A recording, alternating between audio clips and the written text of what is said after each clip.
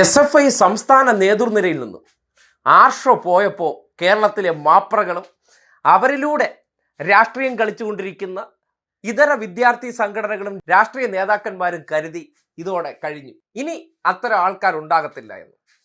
കഴിഞ്ഞ കുറച്ച് ദിവസമായിട്ടും കേരള രാഷ്ട്രീയത്തിൽ SFI നടത്തിക്കൊണ്ടിരിക്കുന്ന പ്രതിഷേധങ്ങളിലൂടെ വീണ്ടും ഉയർന്നു കേൾക്കുന്ന ഉറച്ച ശബ്ദവും നിലപാടുകളും തെളിയിക്കുന്ന ഒരു കാര്യമുണ്ട്. മാറിപ്പോയതിനേക്കാൾ തീവ്രതയുള്ളതാണ് അടുത്തത് വന്നിരിക്കുന്നു എന്നുള്ളതാണ്. അതായത് കണ്ടതൊന്നും ആയിട്ടില്ല, അപ്കമിങ് എന്ന് പറയുന്നത് ഇതിനേക്കാൾ ഇരട്ടി സ്ഫോടന ശേഷിയുള്ളതാണെന്ന് മാധ്യമങ്ങളെ ബോധ്യപ്പെടുത്തുകയാണ്.